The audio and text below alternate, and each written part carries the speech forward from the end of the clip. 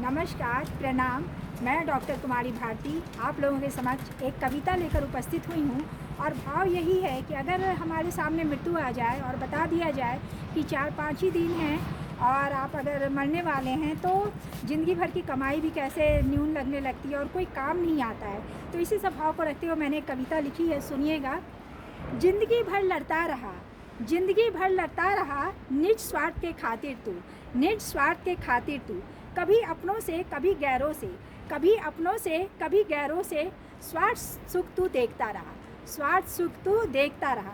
एक पड़ाव ऐसा भी आया, एक पड़ाव ऐसा भी आया, जब बुढ़ापा तेरे सामने आया, जब बुढ़ापा तेरे सामने आया, फिर भी तेरी स्वार्थ लिप्सा, फिर भी तेरी स्वार्थ लिप्सा का अंत नहीं होने पाया, फिर भी तेरी स्वार्थ लिप्सा का अंत नहीं होने पाया।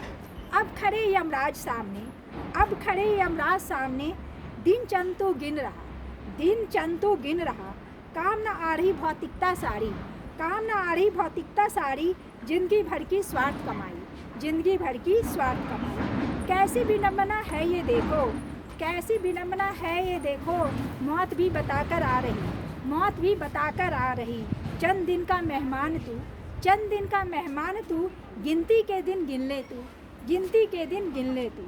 फूट फूट कर रो रहा तू, फूट फूट कर रो रहा तू, सामने मौत को देख करके, सामने मौत को देख करके, जहाँ किसी का वश नहीं, जहाँ किसी का वश नहीं, उस स्थिति में जा पहुँचा तू, उस स्थिति में जा पहुँचा तू।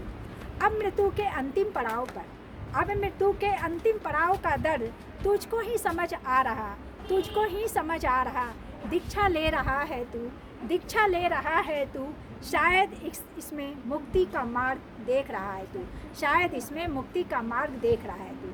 धन्यवाद। मैं इस कविता के माध्यम से यही संदेश देना चाह रही हूँ कि हम लोग जीवन भर अच्छे कर्म करें, सत्कर्म करें, क्योंकि मृत्यु तो सबकी एक दिन निश्चित है, लेकिन अगर किसी को बता के आ जाती है तो तकलीफ़ होने लगता है और ज़िंदगी भर की कमाई भी हमारी कुछ काम ना आती है।